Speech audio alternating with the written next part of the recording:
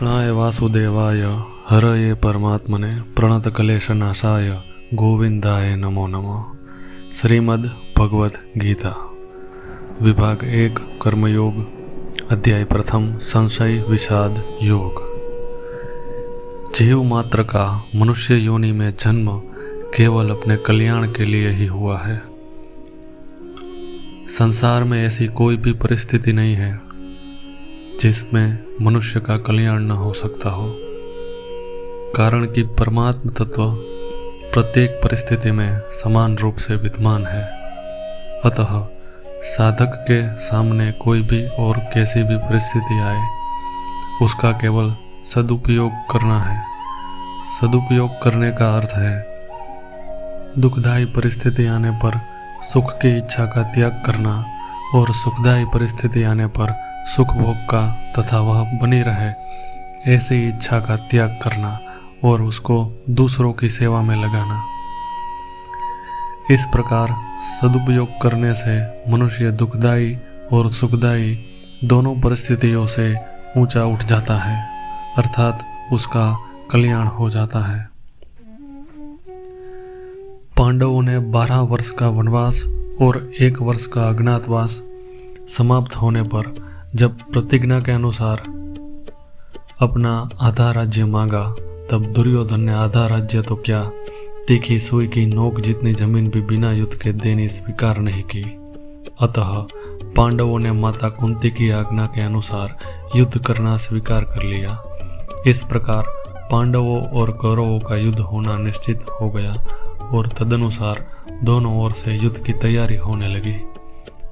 महर्षि वेदव्यास जी का धृतराष्ट्र पर बहुत स्नेह था।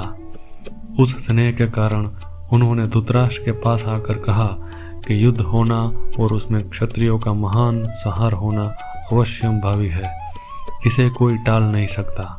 यदि तुम युद्ध देखना चाहते हो तो मैं तुम्हें दिव्य दृष्टि दे सकता हूँ, जिससे तुम यही बैठे बैठे युद्ध को अच्छी तरह से देख सकते हो। इस पर धृतराष्ट्र ने कहा कि मैं जन्म भर अंधा रहा, अब मुझे अपने कुल के संहार को मैं देखना नहीं चाहता, परंतु युद्ध कैसे हो रहा है यह समाचार जरूर सुनना चाहता हूँ। तब व्यास जी ने कहा कि मैं संजय को दिव्य दृष्टि देता हूँ, जिससे यह संपूर्ण युद्ध को, संपूर्ण घटनाओं को, सैनिकों के मन में आई हुई बातों को भी जान लेगा, सुन लेगा, देख लेगा और सब बातें तुम्हें सुना भी देगा। ऐसा कहकर व्यास जी ने संजय को दिव्य दृष्टि प्रदान की।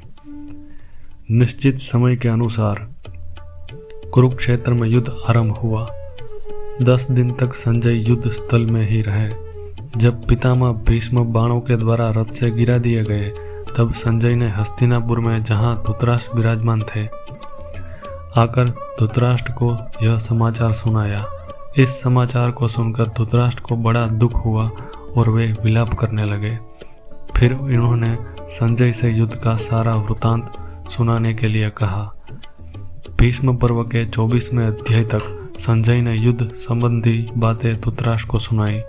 25वें अध्याय के आरंभ में धृतराष्ट्र ने संजय से पूछते कहा, जो भगवद गीता का प्रथम श्लोक है, यह संघर्ष जहाँ होता है वह स्थान कहाँ है? गीता का धर्म क्षेत्र और कुरुक्षेत्र भारत का कोई भूखंड नहीं, बल्कि स्वयं गीताकार के शब्दों में इदम शरीरम कौन्तेय क्षेत्रमित्यभिधीयते। कौन्तेय, यह शरीर ही एक क्षेत्र है जिसमें बोया हुआ भला और बुरा बीज संस्कार रूप से सदैव उगता है। 10 इंद्रियां, मन, बुद्धि, चित्त, अहंकार, 5 ज्ञानेंद्रियों की 5 तन्मात्राएं, रूप, रस, गंध, शब्द और स्पर्श, यही इंद्रियों के 5 विषय है और तीनों गुणों का विकार इस क्षेत्र का विस्तार है। प्रकृति से उत्पन्न इस तीनों गुणों से विवश होकर मनुष्य को कर्म करना पड़ता है। वह क्षण मात्र भी कर्म किए बिना नहीं रह सकता। पुनरपि जननम पुनरपि मरणम पुनरपि जननी जठरे शयनम, जन्म जन्मांतरों से करते ही तो बीत रहा है, यही कुरुक्षेत्र है। सद्गुरु के माध्यम से साधना के सही दौर में पढ़कर साधक जब परम धर्म परमात्मा की ओर अग्रसर होता है, तब यह क्षेत्र धर्म क्षेत्र बन जाता है। यह शरीर ही क्षेत्र है। अस्तु।